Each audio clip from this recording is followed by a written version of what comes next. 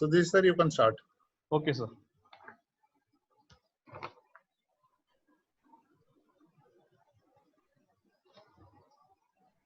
Good afternoon, everybody.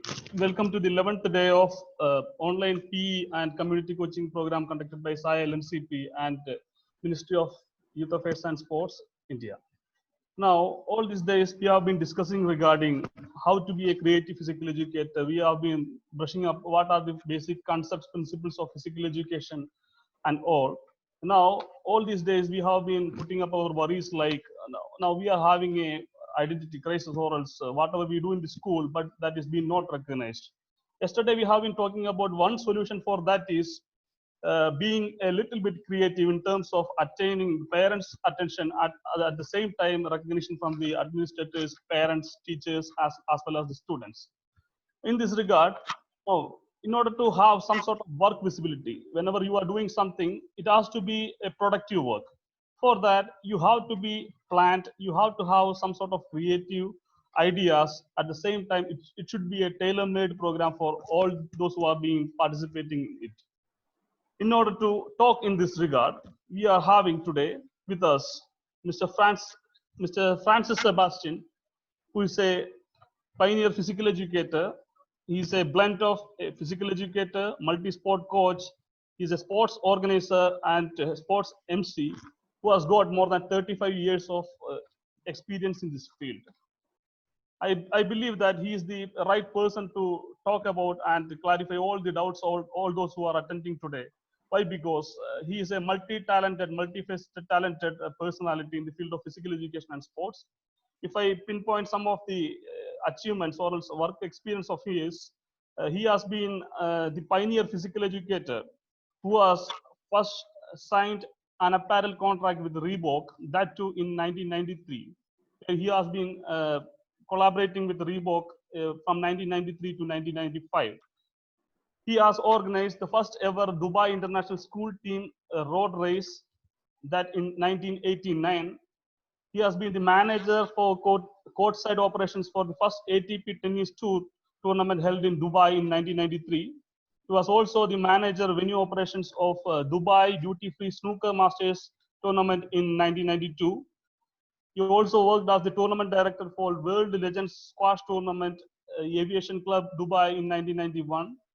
He also organized the largest 3 versus 3 basketball league with 8 courts and over 500 people participating at the American College of Dubai in 2004. And he has been working as stadium announcer and MC for multiple sports events. As I rightly said, you are a blend of many aspects, sir. On behalf of all the participants, panelists, Principal SILMCP Dr. G. Kishore, sir, I extend a warm welcome to you, sir. And I also welcome all the panelists and all the participants to this program. The stage is yours, sir. Please carry on with the session. Sir, please.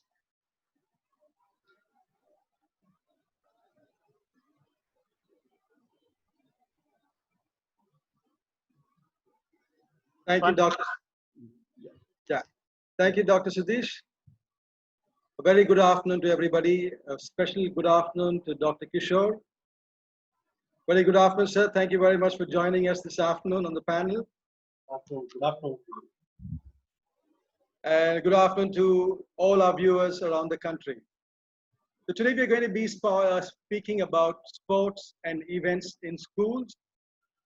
And this is one of the key areas that physical education teachers are always called upon to act upon. It's event organization.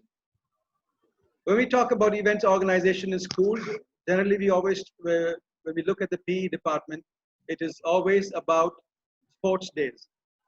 But there are so many other things that can also be done in school apart from sports days. Sports days has been the traditional school largest meet of sports for school students. But we have a whole lot of other things. As we go through the slides today, we're going to try and introduce you to quite a few of the new elements that you can bring about into how you can enhance the organization of sports and events in school. Just a quick touch about what we have been doing through the week, about our PE learning outcomes. the fundamental goal of all PE programs in school is to make sure that we have a large base of participation.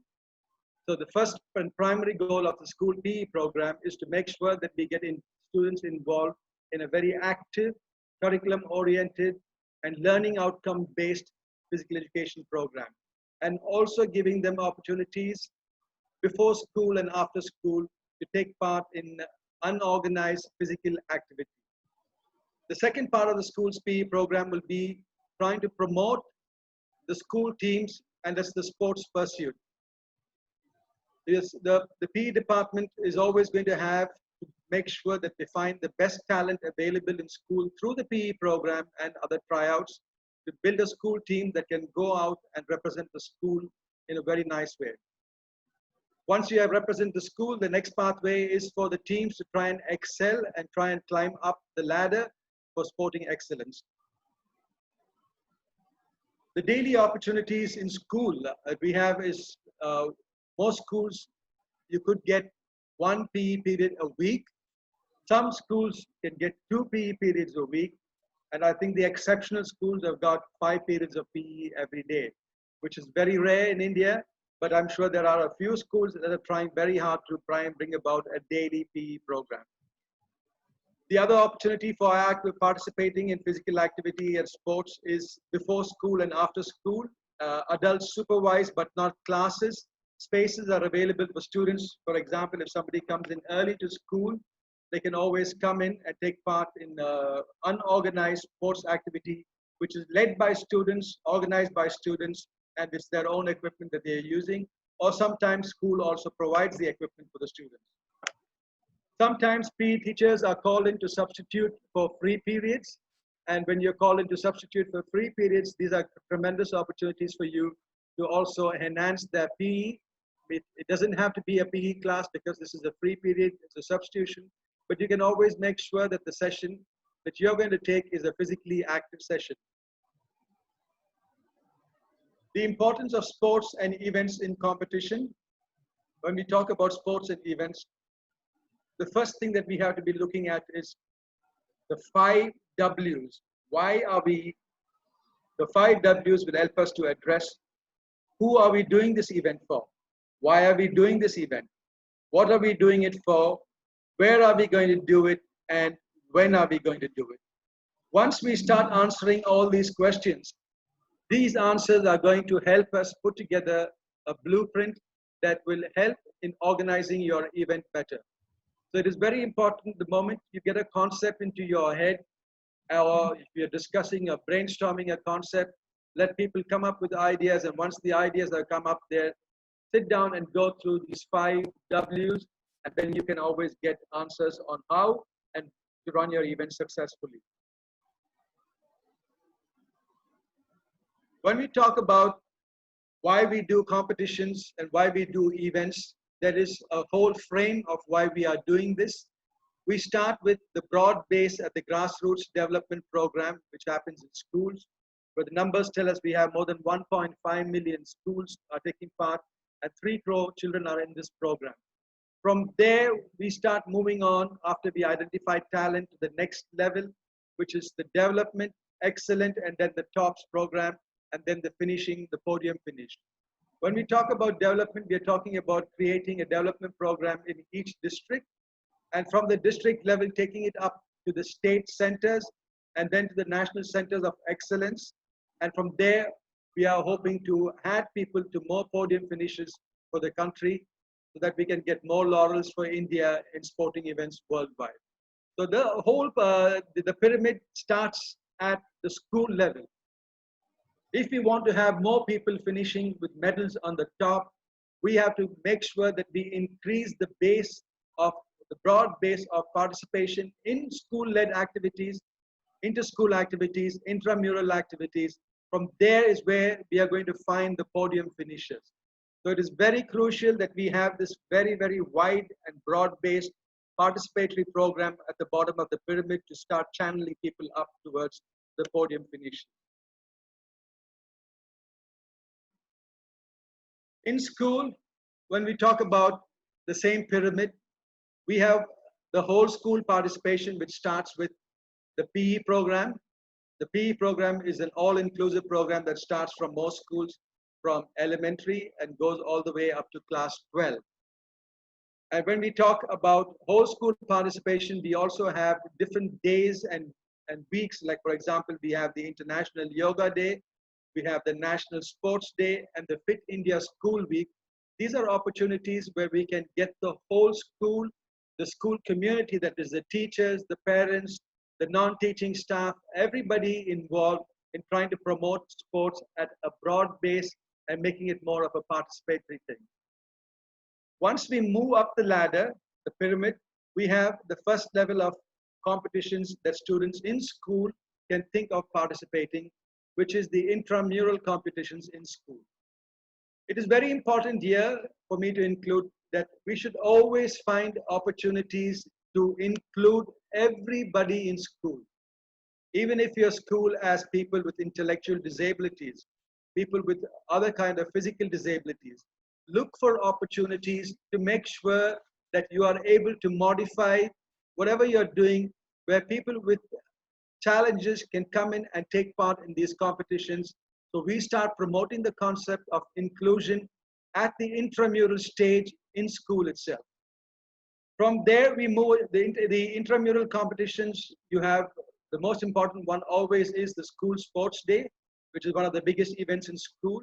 But then you can also have inter-house competitions if you have a house system in school, and if you have time, and which I would always advise teachers in schools to do, is to focus on building the inter-class competitions from middle school and upwards. When you start the inter-class competitions from class 6 and up, you are creating a culture that starts to tap into excellent students in the school and gives them opportunities to shine at their class level. So when you are conducting the tournaments, you are able to always spot talent and not just wait for identifying people.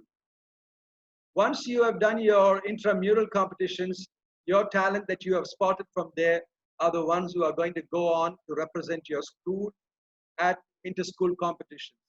So here you are going to have an opportunity also to be hosting competitions within your own school. So if you find that your school has got a strength in a particular sport and you have a very good facility for that, you can always take the opportunity to invite a few local schools in, start off a tournament there just for a few schools. And as it builds up, you can try and take it slowly from an invitation tournament. You can take it to an open tournament, and then you can take it to a state level tournament.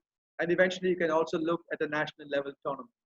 So the opportunities to host competition within your school are also there.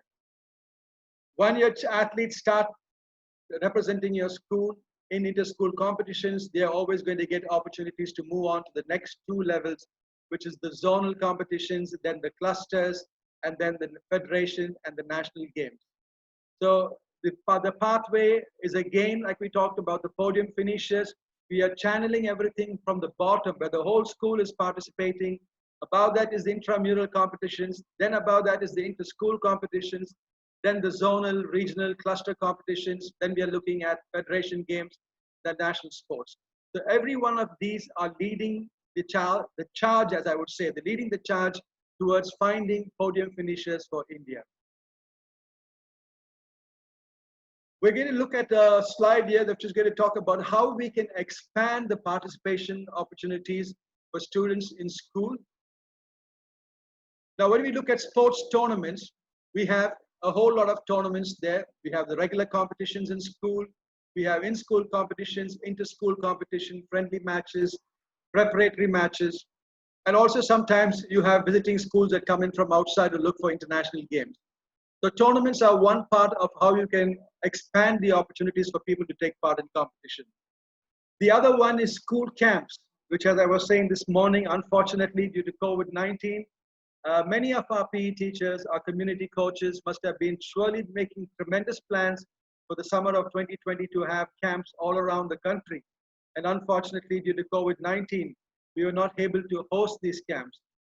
And I know for sure that the summer camps that are being held all around the country in schools, by individual schools, some of the individuals who are also running their own summer camps, the sports authorities of India that are running summer camps in different parts of the country, the state associations, the national federations that are also running summer camps.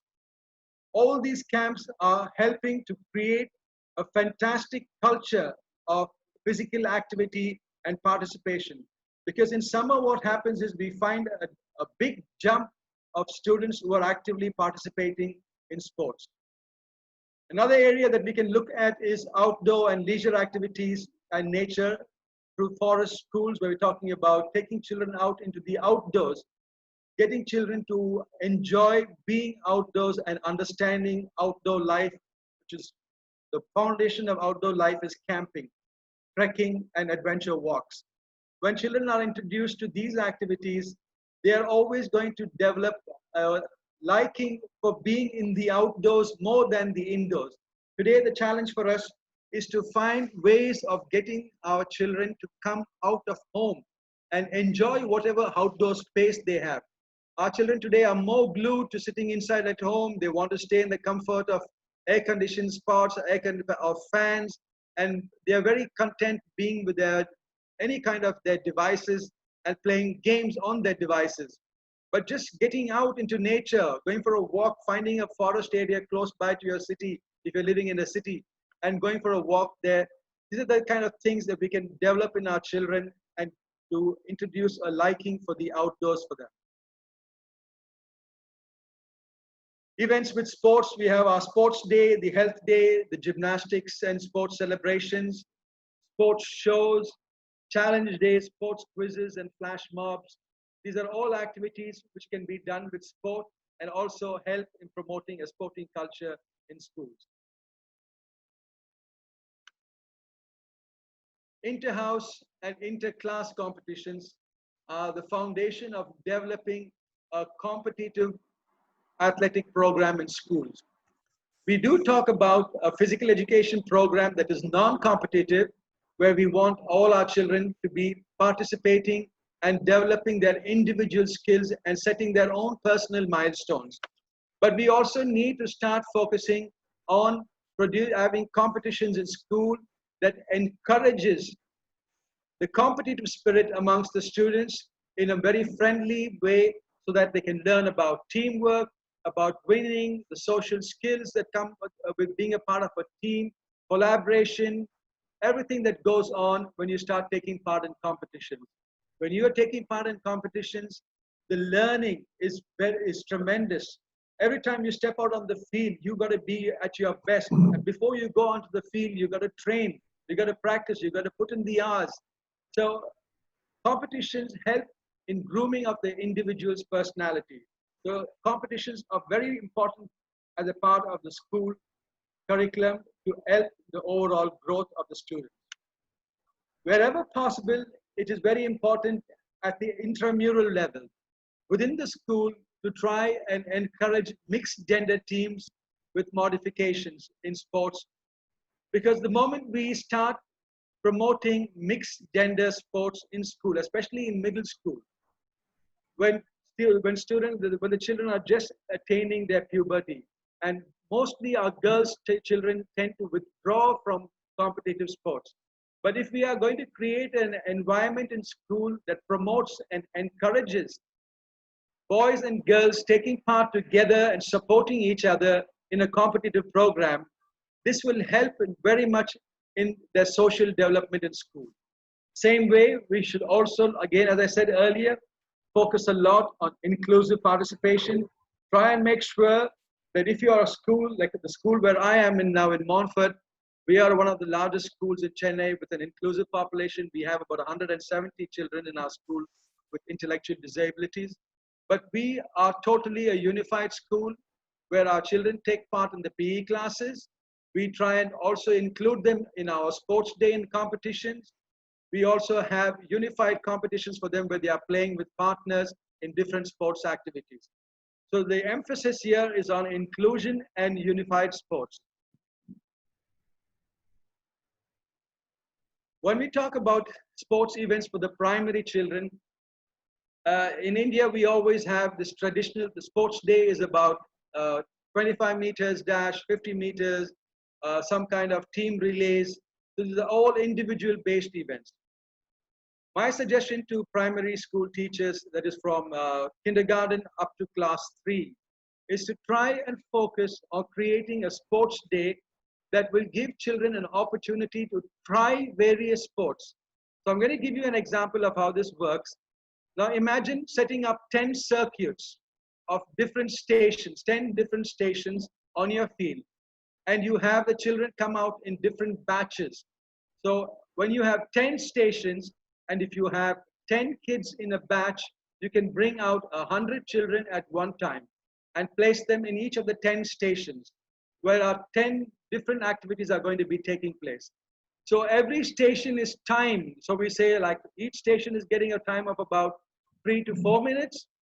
So when we have one central person who's controlling the whole event says start, if the first station is where the children are practicing, trying to do a throwing skill, then they all get a chance to work on that throwing skill, and also they are doing a small competition trying to knock things down.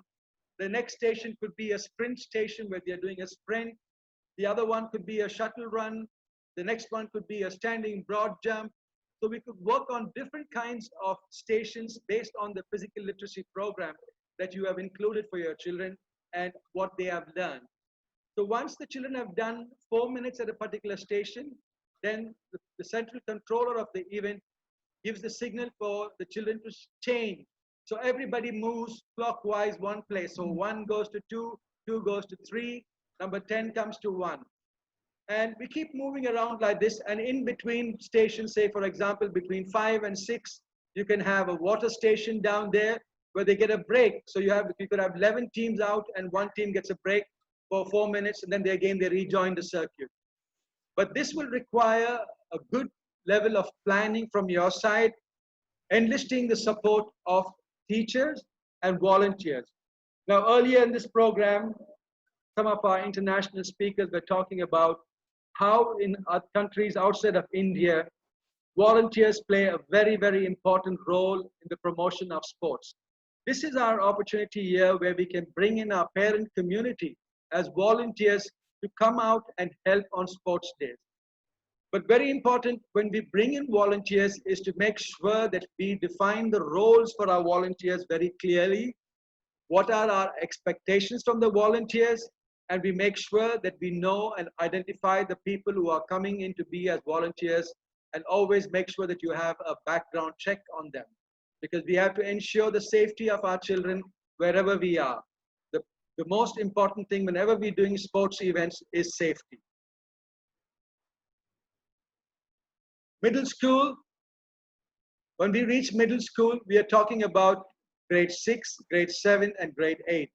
Now this is where the children have had a fantastic or a strong foundation in physical literacy in their early elementary years from kindergarten to grade 3. In grade 4 and 5, they have developed their sports skills. And now when they come into class 6, 7, and 8, they are more focused on a sports-led PE curriculum and a health-based PE curriculum. So here we are talking about the regular sports day. You can always have a regular sports day for them. And again, modify events to make sure that we have maximum participation. One of the problems that I always find with sports days is that in most schools, you find that you have a single day sports day. Now, when you have the single day sports day, you have an under 18 event, or what you call super senior, senior, intermediate, junior, sub-junior. And you'll have 4 or 5 events for each. And invariably, there is always going to be one child who's the champion athlete of each division, and he's taking part in 2 or 3 events and he's winning it all.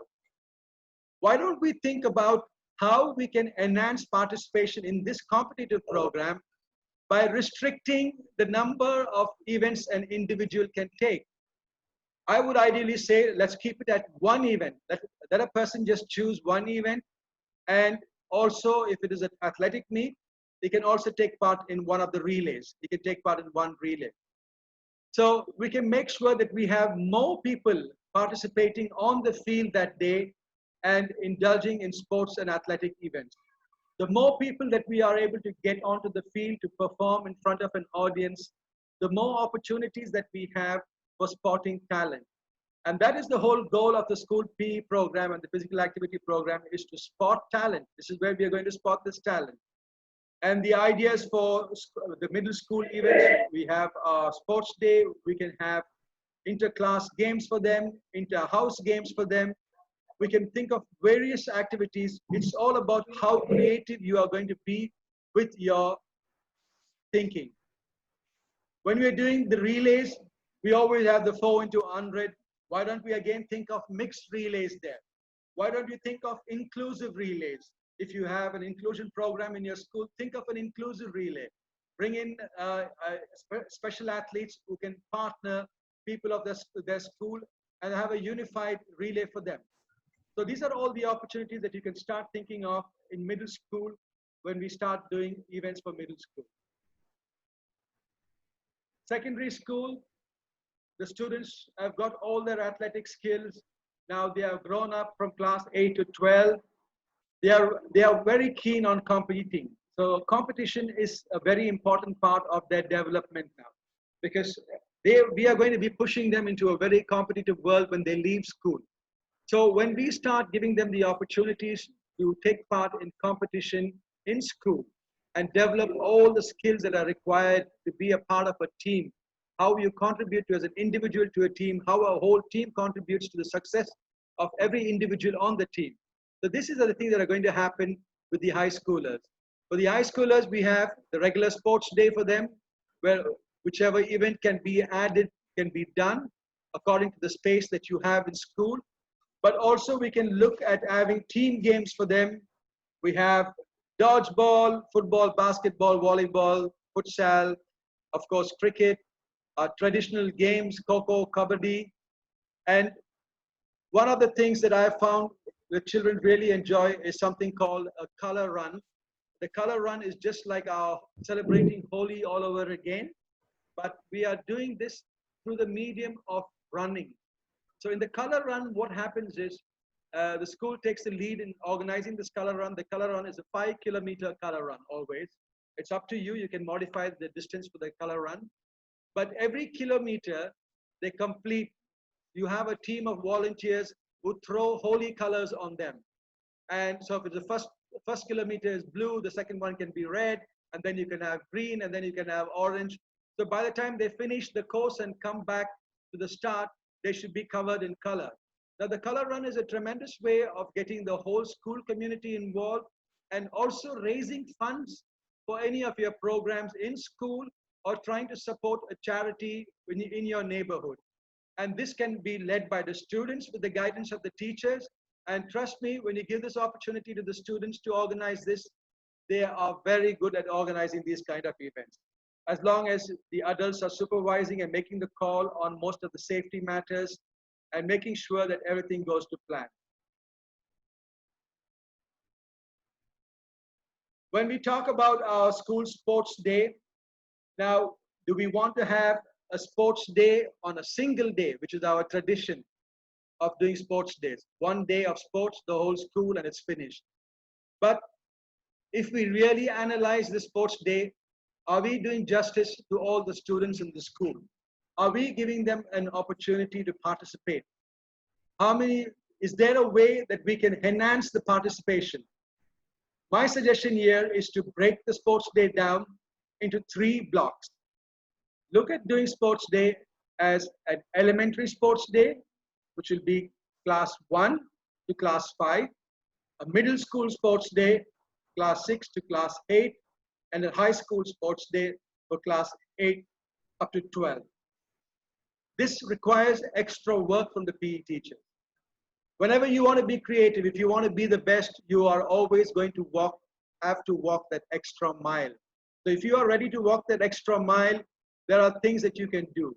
So once you do this and you have broken down the sports day, you are able to have more people participating and make sure that every single person in that particular group of classes is going to be visible on the field doing some kind of activity on sports day. You can make sure you at least get 90% participation. Maybe you might just miss out on 10. And also you will have a better opportunity to include more people who have got disabilities.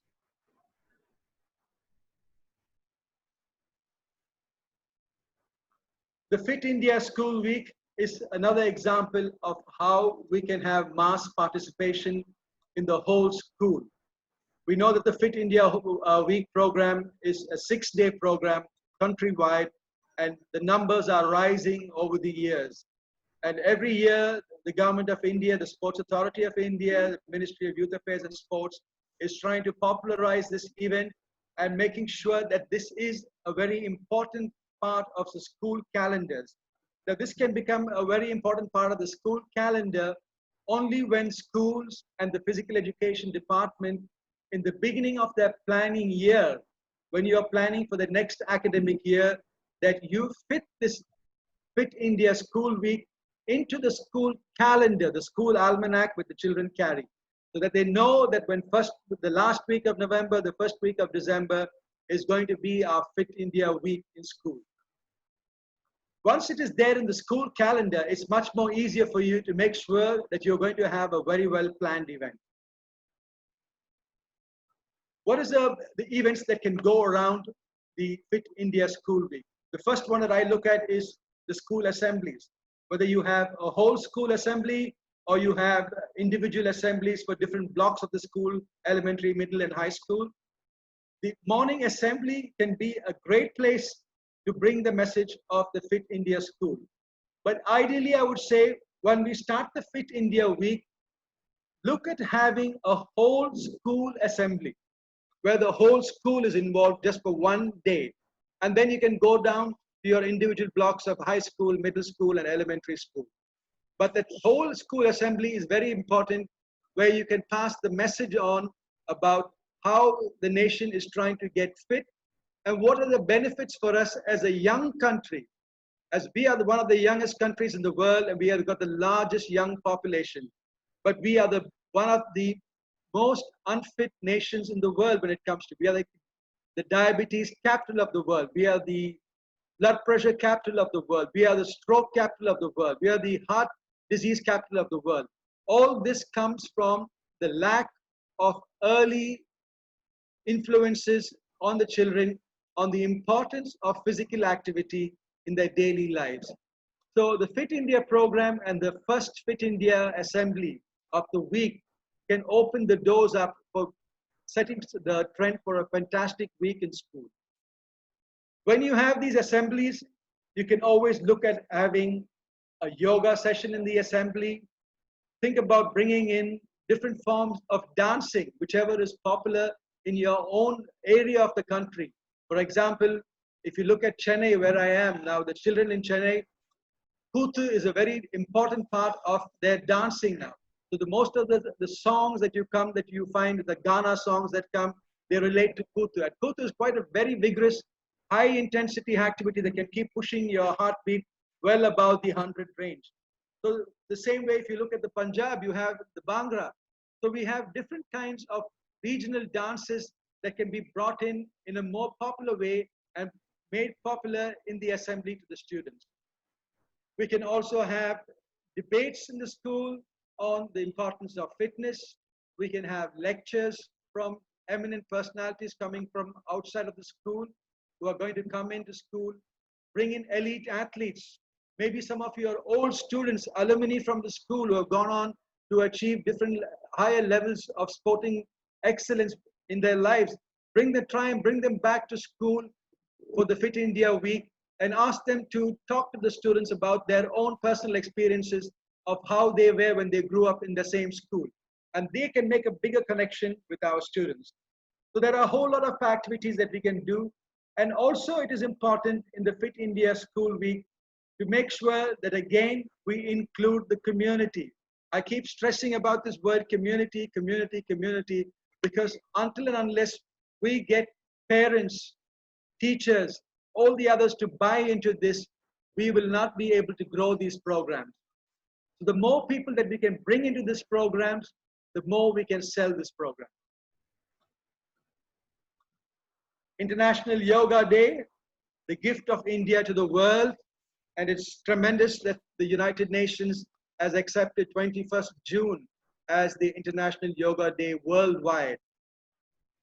Yoga is our heritage, yoga is our culture, and as Indians, yoga is a part of us. for all Indians. Yoga is a very, very important part of our lives. As I was saying earlier, I always used to, in my PE classes, for my warm-up, I used to try and make the kids do 10 Surya Namaskars. So now doing Surya Namaskar is a complete all-round body exercise that will immediately wake up your whole body and prepare it for the next physical activity to come. I remember when I was teaching yoga, when I included the Surya Namaskar as a part of my warm-up for my PE classes in one of my schools in Dubai, I had objection from my parents saying that I was trying to incorporate the Hindu religious activities into the PE program. And we had a discussion, and parents said, no, we cannot have this because you're calling this Surya Namaskar, and this is a part of yoga and whatever it is. I said, okay, now if the problem for you is that it is called Surya Namaskar, what happens if I change this to a good morning exercise? Is that okay? And when I introduced it as a good morning exercise for the whole school, there was no objections from anybody. So we have to make people understand the importance of yoga as a part of the physical growth of a person, and also how yoga can help people achieve the highest level of spirituality through the development of a physical body. Outside school competitions, we have a whole lot of competitions that happen outside of school. When we talk about outside of school, it could be just a one-off match, there could be tournaments, there could be leagues, but it's all going to come down to the school PE department deciding what do we want to take part in. How many events are we going to go out every year and take part in? So the PE department is to be the one that sets the goals for participation in out-of-school programs. But before you go for out-of-school programs, it's very important that you also make sure that you have a fair tryouts to select your school team. Every child who wants to try for the school team or who is invited based on your observations during the PE periods should be given the opportunity to come and try out in the school team. And once you have selected your players who are going to be representing your school team, it is important that you acknowledge the others who did not get the opportunity to make it to the school team also. Because when somebody comes and tries out for a team and they don't make it, it is disappointing for them. They really get disheartened. You as a coach, you as a PE teacher, it's very important that you motivate this person to come back again and try next year around. And I always encourage my ones who have not made it to the team to come back to me and have a chat. I tell them, come and ask me, coach, why I did not make it. And I'm always there giving them guidance as to why you did not make it this time. And I have a very interesting anecdote about somebody who was trying out for the school team. I know there was a student of mine in St. Mary's, Dubai, who tried out for the basketball team when he was in class 8 onwards. The first year in 8th standard, they were all the 12th graders, and we had a very good team. He did not make it. He got cut because he was basically at the bottom of the range of the age. He came into grade 9. We still had a strong team. He came and he tried, and again, he did not make it. The next time around, when he was doing his A levels, he came and tried, and he did not make the team. And then he was like, coach, I've been trying to make the team for 3 years. And I said, Kala, you know, I've got 12 players and I've chosen the 12. And if you have any objection to any of these 12 that who are on the team, and if you say, I am better than somebody, I'm happy to give you a one-on-one trial with that person. He said, no, coach, what you have taken are the 12 best players in school. I'm happy with that. But I want to be a part of the school team. I said, I have only space for 12 players. He says, can I be your assistant? And until then, I never even thought of an assistant. So I was like, wow, that is great. I mean, at least I will have somebody helping me now, because I was doing this program by myself. So I said, fine, okay, you're my assistant now. And I had the most amazing assistant coach ever for the first time in my career as a school PE teacher. So he would set up everything for my activities. He would be there before the practice. He will come take the balls. He will arrange the balls. He will get the thing, what the water is ready, is this. And all the other students used to make fun of him and call him water boy like. But he never cared. He just kept on coming and he was doing his job. He was very happy. And whenever I had to do some extra work and I wanted somebody to do some individual work with somebody, I used to ask Carly to take them and he used to practice. And when we were preparing for our first tournament, one of my players got injured and I needed to replace him. And my first standby was Carly. So he automatically walked into the team and he made the 12. And he never got a game. He got a few minutes during one of the games. But his perseverance and him sticking on every year, coming and trying out again and again, got him a chance to become a part of the team. The highlight of the story was the same boy. He went to the University of Notre Dame in the US. He was one of the first people in Dubai to get an NCAA championship ring as the kit manager for the Notre Dame fencing team. The Notre Dame fencing team won the NCAA fencing championship, and he was the kit manager. So he said, he came back after 5 years of school, and he was showing me his hand like this, and I was looking and I saw a ring on his hand, and I said, suddenly I said, is that an NCAA ring? He said, yes, I got a championship ring. And I'm like, wow, you know, I've never seen anybody with an NCAA championship ring, but he was the kit manager for the team. So this is about somebody taking the opportunities of being a part of the team and then growing from there. The formalities for starting and ending an event. Whenever we do sports days, we always have the large opening ceremony, which is a tradition amongst Indian schools, which personally, if you ask me, I feel that it takes away a lot of the energy from the PE department when we spend so much time on the opening ceremony with the drills, the march past, and things like that. The focus on sports days should ideally be on the athletic events that are going to be taking part on the field. But this is where we have to find a balance between tradition and finding new ways to do things. So if your school is open-minded and you are looking at creative ways of changing the way you do things, always look at different angles at how we can improve on working on starting and ending an event. You always have your chief guest, the speeches, the oaths, and things like that. But try and find new ways to do things. We're going to talk about how we're going to be hosting events. And this is from not a school perspective, but we are moving more out of the school into a larger area where we are organizing inter-school competitions, zonal competitions, just a tournament or whatever that we want to do as coaches and as community coaches, as PE teachers. Planning, budgeting, sponsors, marketing, media management, operations, experts, and infrastructure. These are the few top headlines. I'm going to take you through them one by one. Hosting a sports event, it's key that you set the date and time and make sure that everybody who's involved in that is aware of when this is going to be happening. Plan your teams. Your organizing team is the key to the successful running of any kind of sports event. Make sure that when you have your organization team set up, that you have all your key people involved. Go through the whole list of your equipment, find out about your refreshments, and keep planning for your event. I'm just going to take a quick water break. Please give me a minute.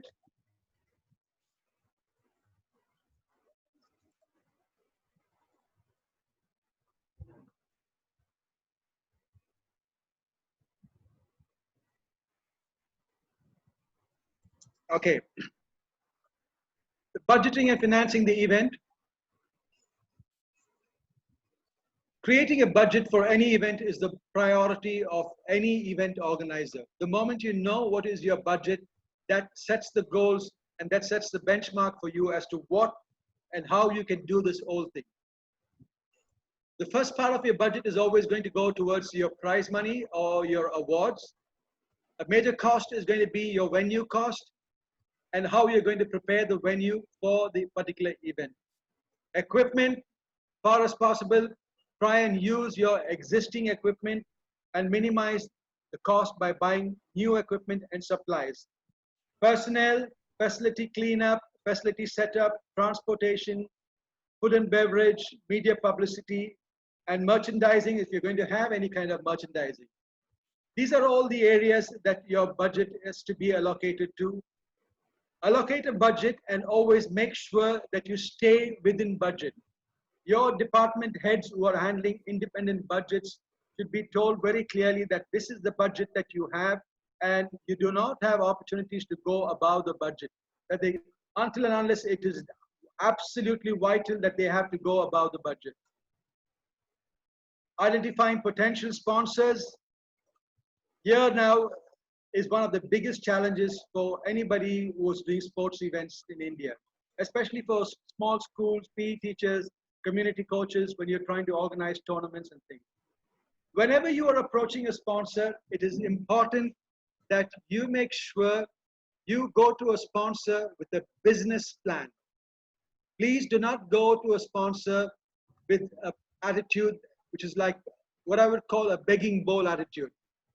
When you go with a begging bowl attitude to businessmen, they are not sure exactly what is your plan, what you want to do. So you should have to give me 1 minute, please.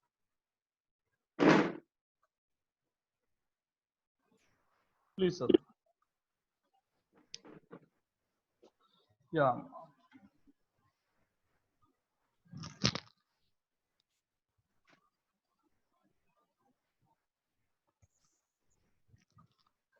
Sorry, come back. You want to take a break? Yeah, I'm good. Thank you. Oh.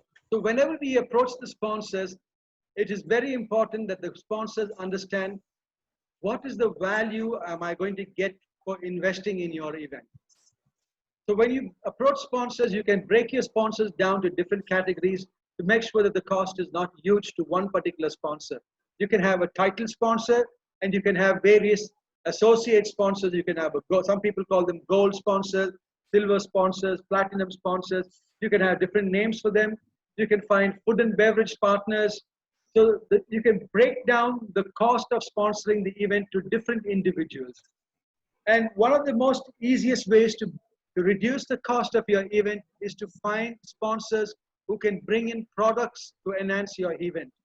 For example, now, if you're having a sports day, and if you can find a local water company that can come in and become a partner in your sports day, you can give them the title on all your branding that says that this particular company is our official rehydration partners. So they are happy because they're not giving you money, but they are giving you a product which is very, very important for you for running of your event. If you are actually going to buy that water and supply the water for about 1,000 people and plus guests, that might be a big part of your budget. But now if you have a sponsor who's willing to come in there as long as he gets the mileage and the media attention, then it's a win-win situation for both of you. He wins and you win. So this is how you got to look at sponsors. Find win-win situations for your sponsors. Marketing the event. This is the success story of many events. It's about how you beat your own drum. If you do not beat your drum and market your event is not going to be successful. Whenever we want to market an event, we have to look at the best in that particular field. So I always suggest that you go to a media company who have access to all forms of print and electronic media. As they are doing multiple events through a year, of course, you have to pay them a cost to come in and to support your event. But when they come in, they bring in a complete different dimension to your event. And maybe if you're lucky, you might find somebody within your own school community who has access to media companies and who can come into you at a better cost, or maybe they can come into you also on a pro bono basis, as long as they're getting their mileage.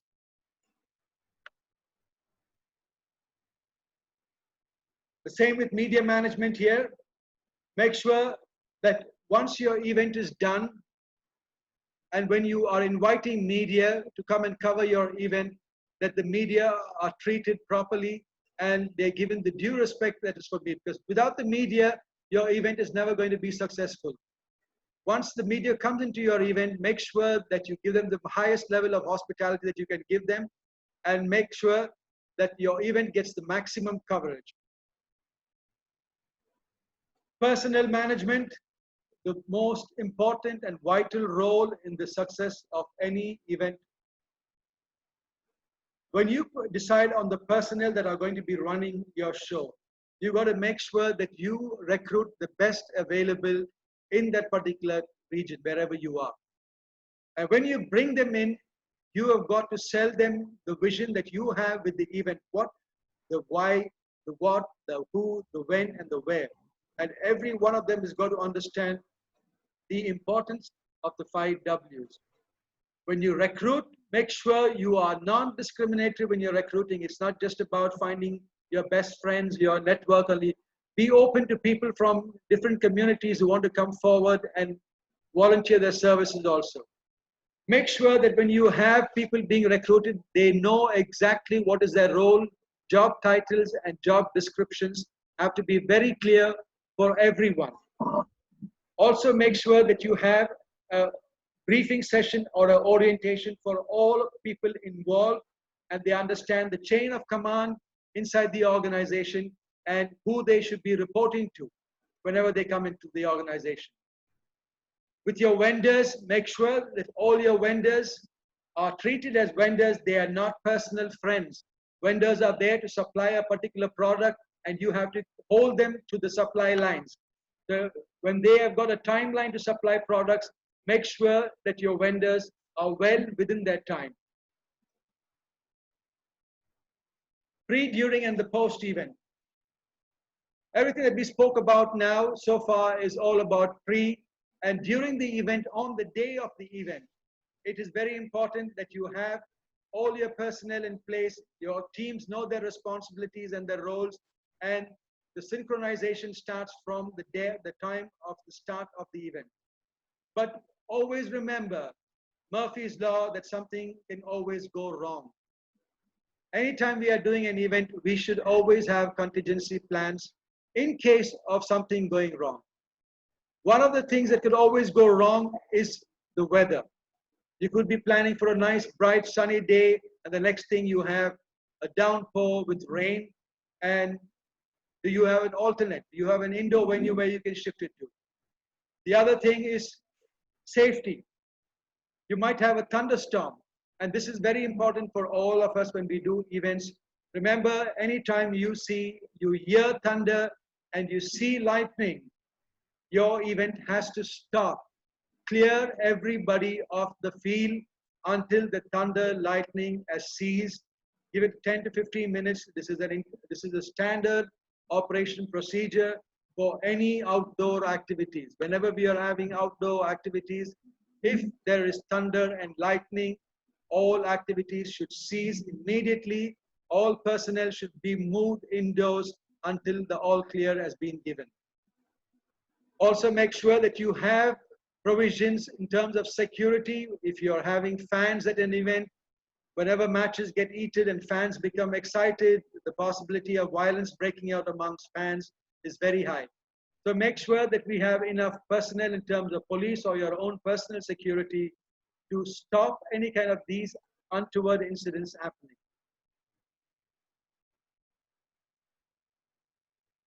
We are a green planet, but unfortunately over the years, we have totally abused this planet. And today now, whenever we do sports events, because our sports events are some of the biggest gatherings of humanity in the world. When we have the Olympics, when we have a World Cup games in football, when we have World Cup games in cricket, these are the biggest gatherings of people anywhere around the world. People gather maximum for sports events. But we also have a responsibility towards the planet to make sure that every event that we organize has followed the principles of reduce, reuse, and recycle.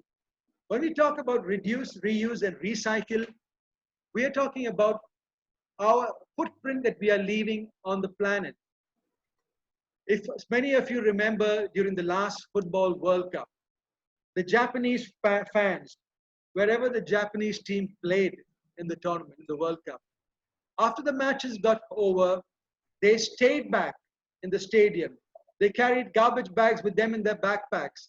They went around cleaning up the stadium, especially first starting in their own area where their own Japanese fans were. And then they started to move out and do it in other parts of the stadium also. This is a tremendous culture that has been taught to these Japanese people from their school days. They take a lot of pride in keeping their environment very clean. And we should start encouraging and cultivating this habit amongst our school children in everything that we do in school, especially in our sports program.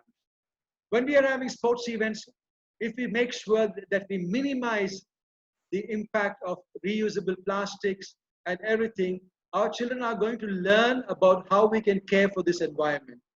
Make sure that all the material that we are using, for example, when we have flex banners for media marketing, once the event is over, let's find a way of reusing them and recycling them. The easiest way to reuse them is to cut them up into the size of yoga mats, 1.5 or 2 feet by 5 feet. Make yoga mats out of all the flex sheets, and before you know it, you will have 50 flex sheets, which is good enough for any class to have a yoga mat. Children don't have to buy yoga mats. So we can find ways of reusing and recycling all the material that we use in our sports event. So this should be one of our mottos whenever we are doing sports event.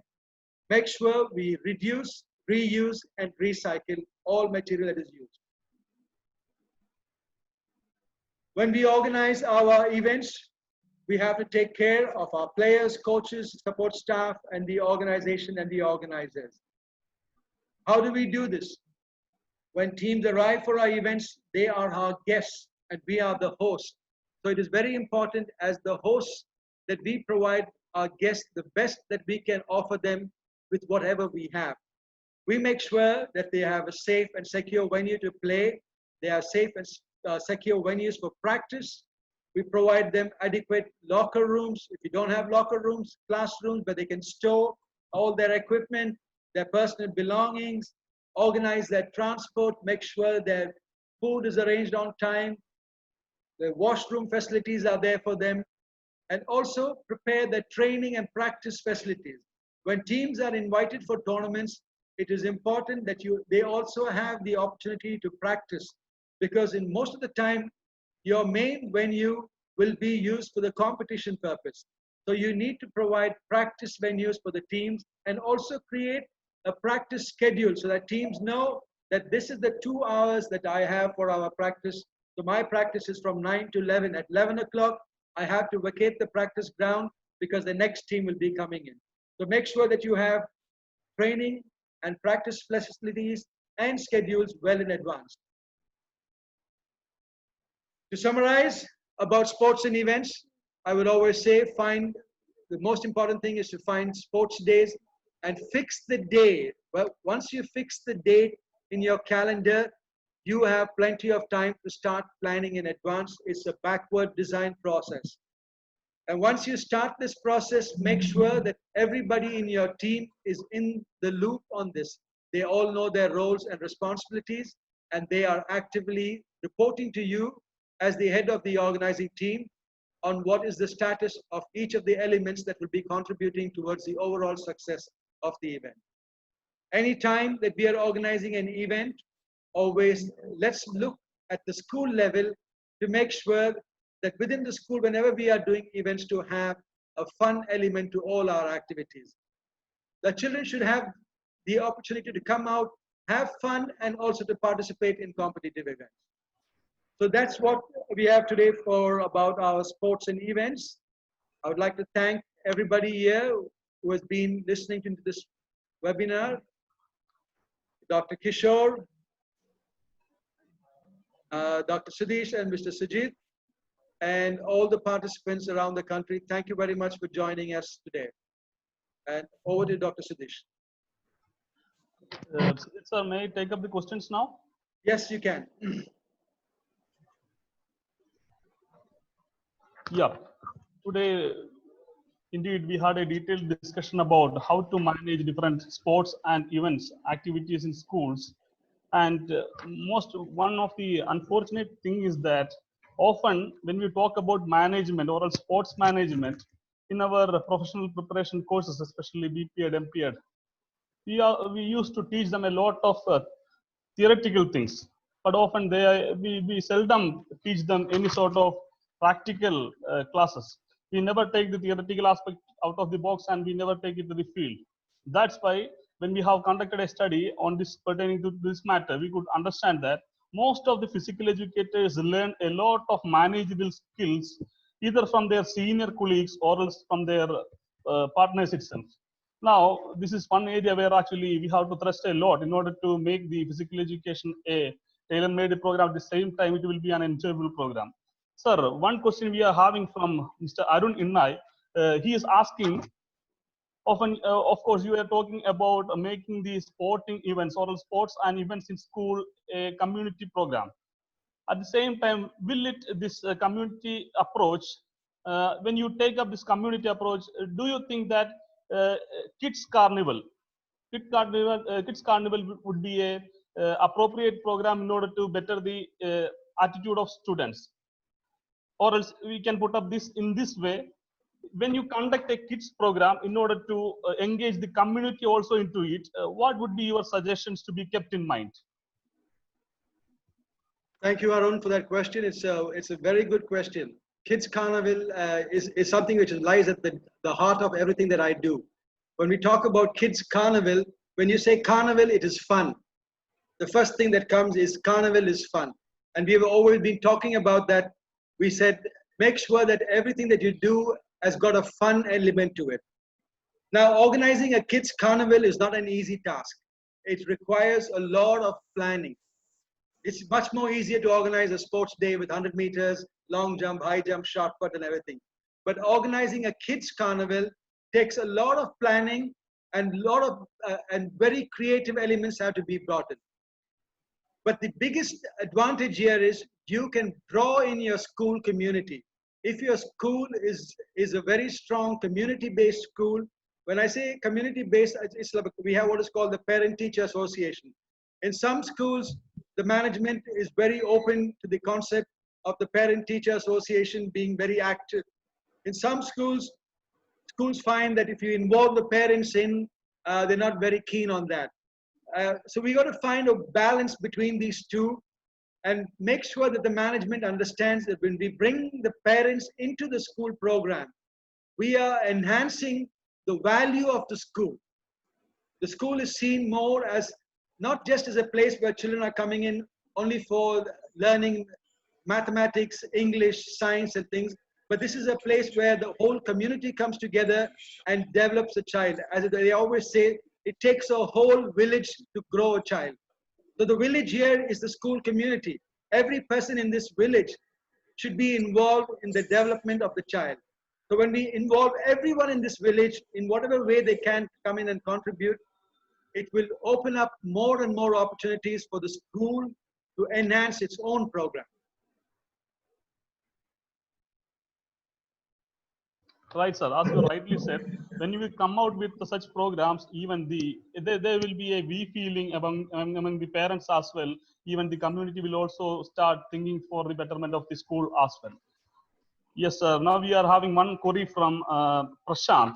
He's asking, sir, only a little amount of money is being earmarked for the conduct of physical education and sporting activity in schools.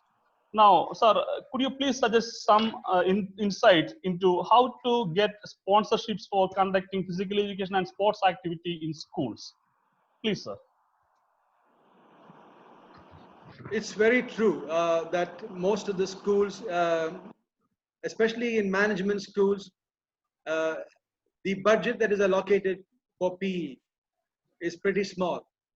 And this again, I'm going to go back to what Professor Saroj said quite earlier in one of the sessions. PE teachers have got to be the advocates for the PE program in your school.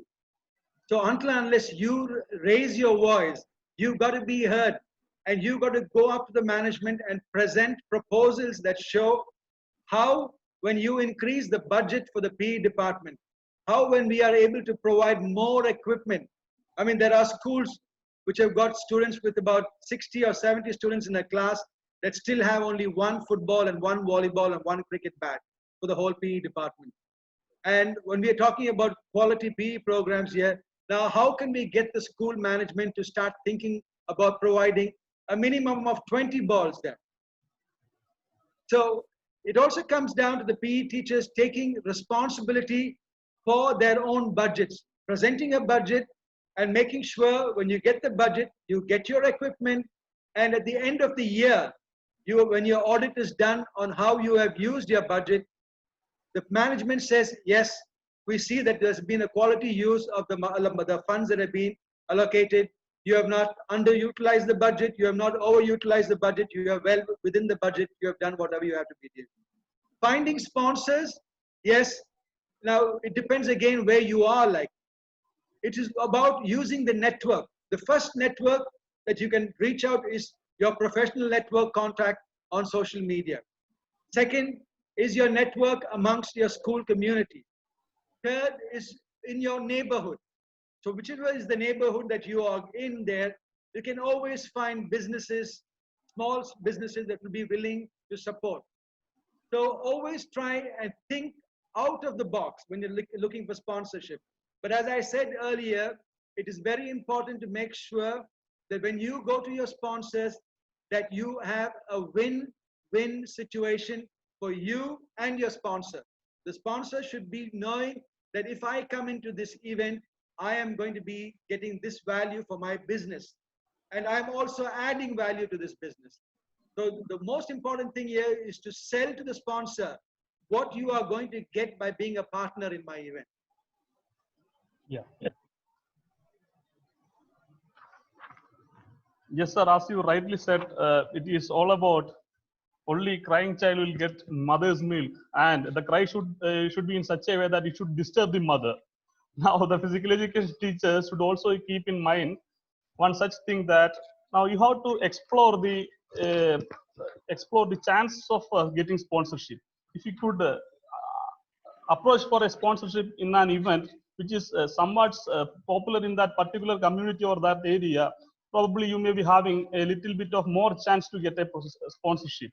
At the same time, as sir rightly said, now always the sponsor will be looking only at a matter where whether they are rightly getting their popularity or what. So please trust on this area if you want to go for getting sponsorship. That would preferably, or else probably that would be getting a much result in that. Now, sir, we are having one more question raised by Namrata Chetri, who is asking, sir, as you rightly said, this color run or else plugging, that all these things are actually very much interesting. At the same time, it is for a social cause as well. But then, sir, when in schools where actually we are having only 1 or 2 physical education teachers, how could we ensure the safety in terms of conducting such events, in terms of color run or flogging run? Sir, your suggestions, please. This is again what we're going to come down, again, we're coming back to community and volunteers. Whenever you want, the first thing is to try and look at selling the whole concept to your school, where all your teachers in school can be roped in. Whenever, for example, like when we have an annual day in school, every single teacher in the school helps in the successful running of the annual day. So now the color run is a part and parcel of the school's calendar, and it's, as long as we make the school understand that it is very important part of the school's program, the same kind of support that is given for the annual day by all teachers, they should be contributing the same support to the running of the color run. Also, bringing in your local police force. Today what happens is, the police force, I know, for example, in Chennai, the Chennai police have got a very active association with schools, and where they're trying to provide any kind of assistance when schools want to do sports activities. So when you say that you want to do a run or something, I'm going to give you, we have time, I'm going to give you a quick anecdote about how the police get involved. One of the first events that I did when I was in Dubai, this was in 1989, we organized the first ever inter-school road race. This was a team road race. So we sat down, we did this brainstorming, and we had a fantastic principal, Mr. Suresh Mathur, who was like, yeah, you want to do it, go ahead, we will support you. And we had a school management that supported. So now for us, it was a question of like, this was a 10-kilometer run totally. And we were going to use the roads. So, and nobody had done this before in Dubai. So we got the proposal ready. We made a few phone calls to the police department, and then we got a meeting with the police chief. when we went there, and he was like, okay, this is the Indian school. You want to do this? Why you want to do this? And then we told him why. And he said, but first time an Indian school is coming and asking me to use the roads of Dubai to run a road race. And then he asked for all the details, everything, and we gave him everything. He came back to us. We went back and forth. And we were thinking that, okay, they would just come and block the roads. Yes, sir. Yes, But sir. you won't believe, on the day of the event, we were starting the event at 3 o'clock, and suddenly No, we are hearing this thunder, the sound of thunder, like about 2:30. There were about 30 motorbikes, police motorbikes. There were about 20 patrol cars. There were 5 ambulances, and there was 1 helicopter in the sky. And this was all there for just this school event where we had about 20 schools participating. But it was amazing that the kind of support that the Dubai police came up with as soon as they approved the event. So the same way, whenever we are doing runs that are going to be happening in public spaces, always make sure that you get the approval of the local authority, whether it is the corporation, the municipality. Bring in the police, they can support you better. And of course, the first thing is to get your school management, your teachers, and your own parent community to volunteer to do these kind of events. Yes, sir. As you rightly said, we should think from the base level that it is not only a single one-man show. We have to get the help of a lot of people. Like for that, what is required is that all of a sudden going and asking the principal, sir, tomorrow I want to conduct a road run. That will not happen. It needs elaborate planning, and you have to take in the help of almost all the public administration system or else police forces. At the same time, we can make use of departments like NCC, Scouts, or else student police cadets. All those things are available in our school as well, so that we can ensure safety in conducting all the physical education as well as sports events. Sir, on behalf of everyone, it was really informative. At the same time, it was enlightening as well. You being an eminent person with a lot of 35 years of experience in almost all aspects of management, it was really nice to hear from you, sir. And it was, I personally believe that it was most enlightening session for all the physical education teachers, because as I said, these things will not get from book. Everything has to be, when you come to practical application, things differs. So it was really a fortunate thing to have to hear you, sir. On behalf of all the panelists and on behalf of all the participants, I extend a deep sense of gratitude to you, sir. A great thank you, sir. I also thank Dr. G. Kishore, who was there in our panel, and I also thank Mr. Sujit Pandigri, who is the coordinator for this program. I also extend my great deep sense of gratitude to all the participants for being listening to the session throughout. Once again, thank you all. So over to you, Sujit, sir. Sudhir sir, एक छोटा सा information, एक दो questions लोगों ने पूछा था. I just wanted to actually answer that. Sebastian, one question that people are asking is that there are a lot of schools. Some schools basically they have struggle in terms of getting in more schools for participation. I mean, the question is that how do you bring in more schools to participate in your inter-school activities? That is one thing, because apart from sponsorship, that is one question that a lot of people are facing that problem. That how do you invite other schools? That we are a small school, we are interested in sports, so that one. Yeah. So this, there is one more thing. After this thing, there is a piece of information that people are asking. I'll just tell that thing. Someone has asked, sir, most of the schools and students are struggling for unavailability of sports equipment, fitness equipment. Do you have any projects to supply this kind of items to all the schools? मैं आपको बस सबको एक information देना चाहता हूँ. There is a program called Samagra Shiksha under Ministry of HRD. So what you can do as a school, that you can actually apply for Samagra Shiksha. Under that, there will be provision of 25,000 and 50,000 rupees for primary school, middle school, and if you have a secondary school. So आप Samagra Shiksha के अंदर जाइए. So they have provision in terms of fitness equipment that they typically provide. Under that, please avail of that scheme. So sorry. Yeah, to answer that question, one of the things that I find with most of, especially in the Indian context, is whenever we do an event, we try and make sure that we bring in as many teams as possible. it is not important about the numbers. It's about the quality of the event.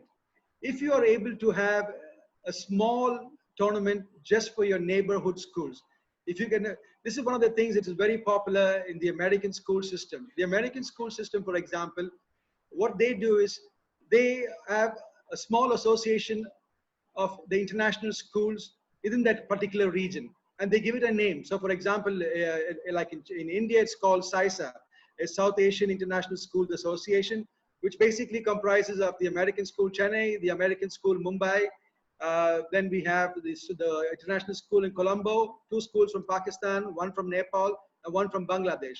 And they always have their competitions amongst themselves. So the same way, you can always create smaller competitions in your own region. Start small. Don't start very big. Start small and then slowly grow your event and make it bigger. That's the easiest way to start doing things. Whenever you're starting, look at the 5 or 6 schools within your 10-kilometer radius of your school who can easily transport themselves to your school, who do not have too much difficulty for transportation, so that you have a good tournament. And have a short tournament.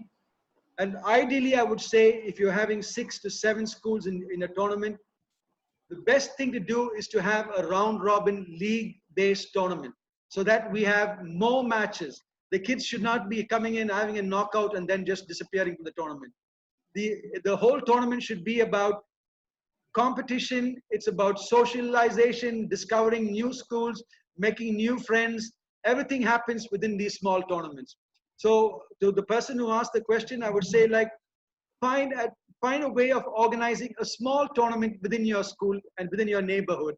And then once you've got the experience of doing a small one, try and bring in one of the other PE teachers from the schools that have participated in your tournament to assist you, and then try and grow it so that it becomes a collaborative effort between 2 schools. So this is the way we can start building up and making better and bigger events. Yeah, yeah. I think that is what is needed. What you are saying. So I think it was very useful session. See, this entire thing was very useful session for all those things for 2 reasons. One, to break that myth that sports events is only for creating a excellence pathway.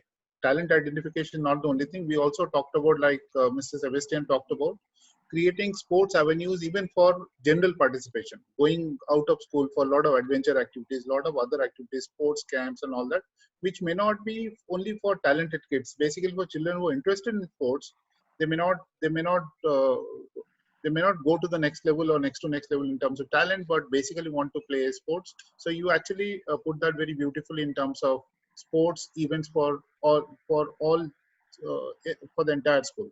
I think that was a very interesting takeaway and a very important takeaway, and also a structure in terms of when you want to, when you are hosting a sports event or participating in a sporting event, what is it that you need to do? So it was very insightful. Thank you so much. Thank you, Mr. Franz. Yes, Udit sir. Thank you so much, sir. So thank you very much to everybody involved, all the panelists, to Dr. Kishore, Dr. Sudesh, and Mr. Sujit. Thank you very much. And to all our friends around the country who have joined in this program. Thank you very much. Stay safe, take care of yourselves, and have a fantastic evening. Yeah. Today at 5 o'clock we have a session, Striving for Excellence in PE. That is by Mr. Andy from Saudi Arabia. So you can join in through the same URL, schoolfitness.kelondia.gov.in/tot.aspx. Click on the international expert session and you can get in there. Log in by 4:30. Otherwise, you have the Zoom ID also. You can get in through that. Make sure that you are using a registered email ID. That's all. Thank you so much. Thank you, sir. Thank you.